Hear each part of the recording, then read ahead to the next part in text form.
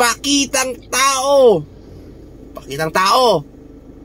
Dito na naman sila na dati hindi marunong ngumiti, ngayon abot tenga ang ngiti sa'yo. 2025 na naman.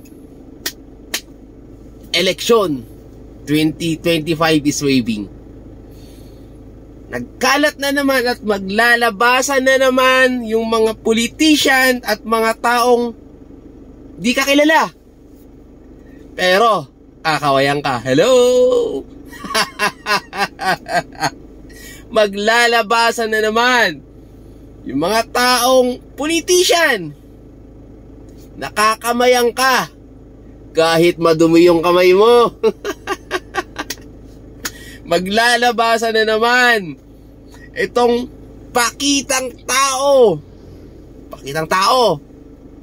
Dito na naman sila na dati hindi marunong ngumiti, ngayon abot tenga ang ngiti sa'yo. Bakit? Bakit? Ha? Bakit?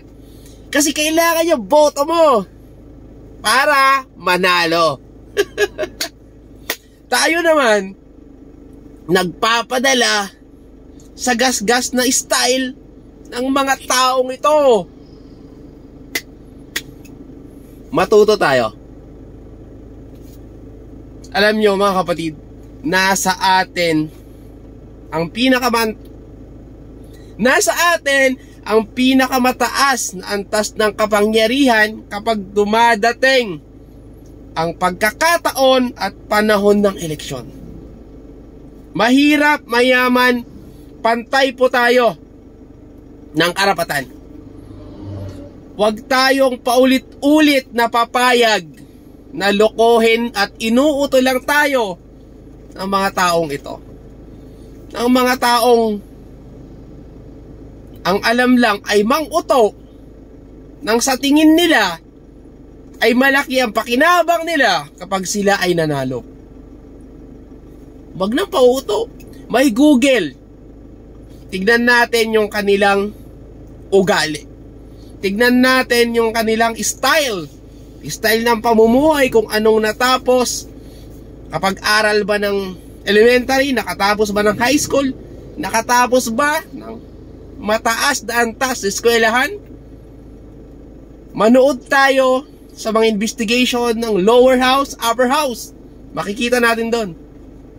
Madami tayong matututunan na magiging basihan natin ng tamang pagpili sa mga iboboto natin next year. Huwag tayong paulit-ulit na inuuto. Tama na, tama na. Tama na ang pang-uuto sa atin.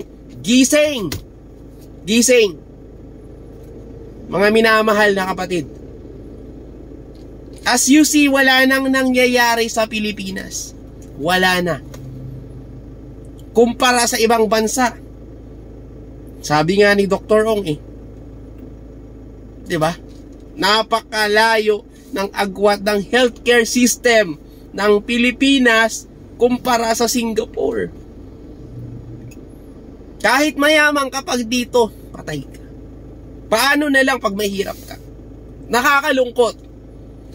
Pag mahirap ka at nagkasakit ka ng gaya kay Dr. Ong,